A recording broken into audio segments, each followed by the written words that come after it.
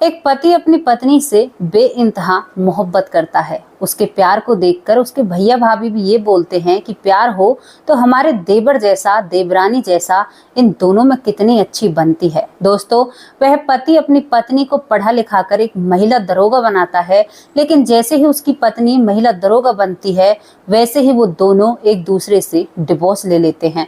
आखिरकार दोस्तों, क्यों उन दोनों में डिवोर्स हो जाता है? इतना प्यार करने वाले पति पत्नी एक दूसरे से अलग हो जाते हैं। क्या उनके रिश्ते को किसी की नजर लग चुकी थी? ये सारी बातें आप लोगों को जाननी है तो वीडियो को आगे देखना होगा।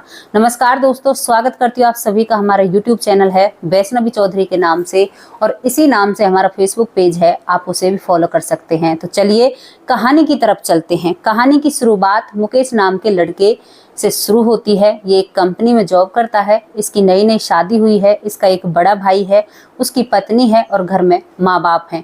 जिस कंपनी में नौकरी करता है, जितनी भी उससे तनख्वाह आती है उससे घर का गुजारा होता है और इनके परिवार में दुख नाम की चीज तो दोस्तों दूर तक भी दिखाई नहीं देती है।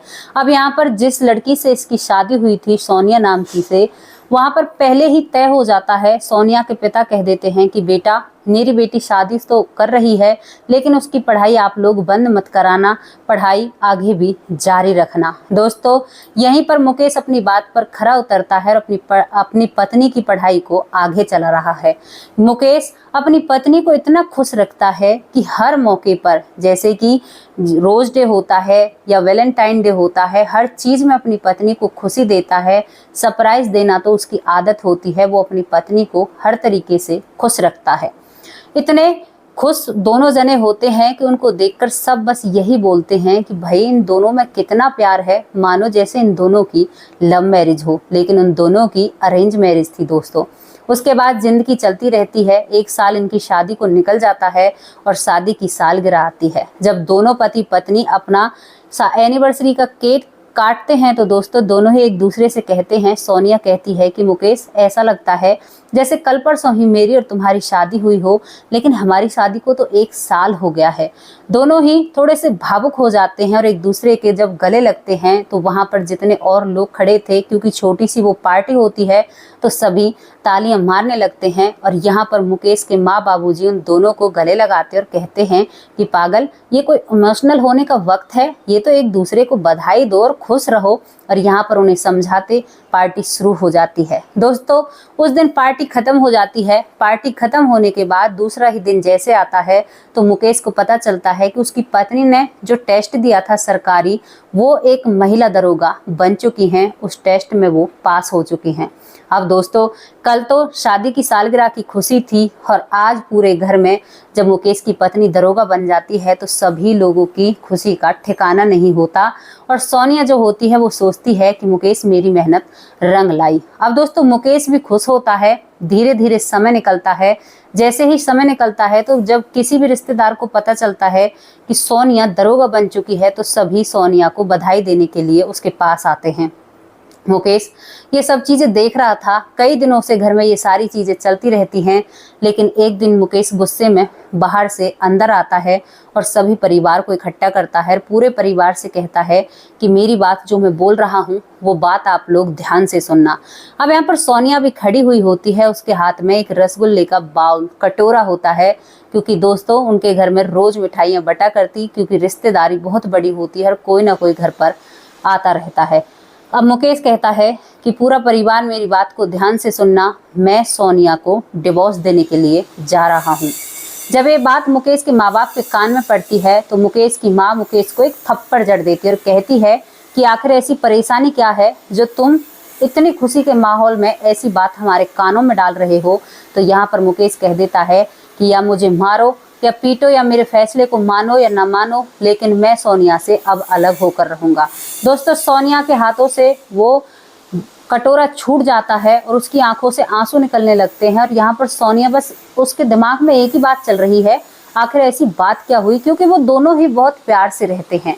अब दोस्तों, मुकेश सारे लोगों को छोड़कर अपने कमरे में चला जाता है और उसके पीछे पीछे सोनिया हो लेती है। और जो घर वाले बाकी के सदस्य हैं वो एक बरामदे में सारे बैठ जाते हैं और सोच विचार में होते हैं कि इस लड़के ने ये किया तो क्या किया। अब दोस्तों, सोनिया मुकेश के पास जाती है और उसके पैरों में बैठकर कहती है, उसके ठोड़ी पर हाथ रखती है और कहती है कि मुकेश, आखिर ऐसी बात क्या है जो तुम मुझसे अलग होना चाहते हो। तो मुकेश अपनी पत्नी से मुंह फेर लेता है और कहता है कि बस मुझे तुमसे अलग होना है। दोस्तों, सोनिया कई बार कोशिश करती है कि मुझे बताओ तो सही आखिर बात क्या है, लेकिन मुकेश सोनिया को कुछ भी नहीं बताता और कहता है कि बस मुझे तुमसे अलग होना है। दोस्तों, सोनिया मजबूर, लाचार, खूब रोती है, खूब प्रयास करती है मुकेश से पूछने के लिए, लेकिन मुकेश उसे कुछ भी नहीं बताता है। अब मुकेश के पास उसके घर वाले आते हैं, वो भी अपना प्रयास करते हैं कि बेटा, अगर कोई अंदरूनी बात है तो तू उसे भी बता सकता है, तुझे कोई बीमारी हुई है या कोई दिक्कत है तो भी हम तेरा साथ खड़े हो जाएंगे। तू बता तो सही ऐसी बात क्या है, तू क्यों बहू से अलग होना चाहता है। तुम दोनों तो एक दूसरे को इतना प्यार किया करते कि तुम्हारे प्यार की मिसाल हमारे पड़ोसी दिया करते, लेकिन तुमने ये सब कुछ क्या किया है। मुकेश यहाँ पर भी अपनी बात पर अटल रहता है दोस्तों, और अपनी पत्नी को पूरा मन बना लेता है कि मैं उसे डिवोर्स दूंगा। दोस्तों, पूरे घर में मातम सा छा जाता है। सोनिया अपना बैग पैक करती है, पूरी यादें समेटना चाहती है और वो मुकेश की एक फोटो अपने बैग में रखती है और अपने साथ अपने मायके चली जाती है। दोस्तों, उसका पति उसके ऊपर डिवोर्स केस डाल देता है और 7 महीने में इन दोनों का एक दूसरे से डिवोर्स हो जाता है। डिवोर्स होने के बाद दोस्तों, जो सोनिया दरोगा बनी हुई है, महिला दरोगा, वो तो अपने काम पर पूरी लगी रहती है क्योंकि उसे अपना मन बटाना है और वो हमेशा याद किया करती कि आखिर मैंने ऐसा क्या किया है जो मुकेश मुझसे इस तरह से अलग हो गया, लेकिन उसके पास कोई भी सवाल जवाब नहीं रहते हैं। उधर दोस्तों, मुकेश अपने घर वालों से कहता है कि मैं अब यहाँ पर नहीं रहूँगा, बड़े शहर में मेरी बड़ी नौकरी लगी है, मैं वहीं पर जाऊँगा और वहीं पर काम करूँगा। और दोस्तों, मुकेश भी उस घर को अपना छोड़ देता है और कहीं बाहर जाकर नौकरी करने लगता है। धीरे धीरे जो सोनिया होती है 2 साल तक अपनी नौकरी पर तैनात रहती है और 2 साल उसकी नौकरी को निकल जाते हैं दोस्तों। अब वो कहीं और किसी काम से जाती है अपनी गाड़ी से ड्राइवर के साथ।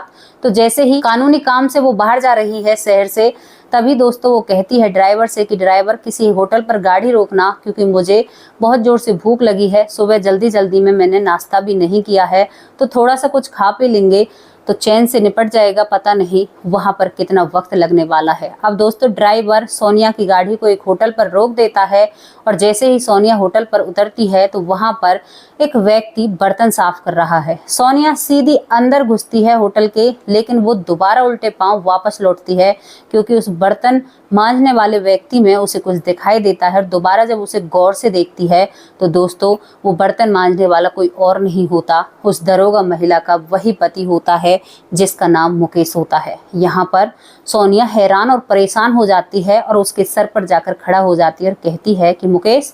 तो यहाँ पर जो मुकेश बर्तन साफ कर रहा है वो अपनी नजरें ऊपर कर कर सोनिया की तरफ देखने लगता है और सोनिया को देखते ही उसके आंखों से आंसू टपकने लगते हैं। सोनिया उसको खड़ा करती है और कहती है कि ऐसी क्या बात हो गई जो तुम यहाँ पर बर्तन साफ कर रहे हो।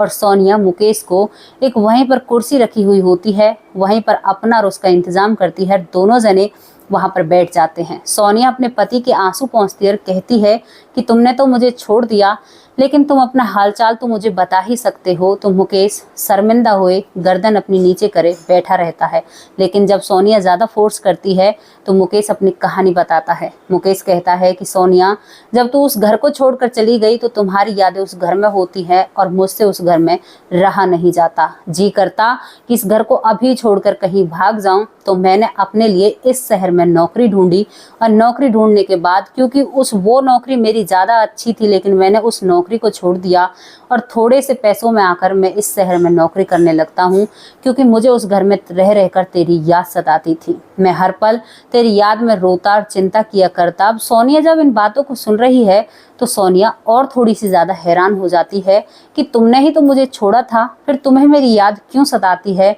और वो आगे बताता है कि सोनिया, पहले मेरी बात पूरी सुनो। अब मैं इस शहर में आ जाता हूँ, शहर में आने के बाद मेरी तबीयत खराब हो जाती है। आज तक मैं अपने घर को केवल यही बताता हूँ घर वालों को कि मैं बिल्कुल सही हूँ, लेकिन मेरी तबीयत ऐसी खराब हो जाती है कि मैं नौकरी पर नहीं जा पाता। अब वहाँ से मेरी नौकरी छूट जाती है।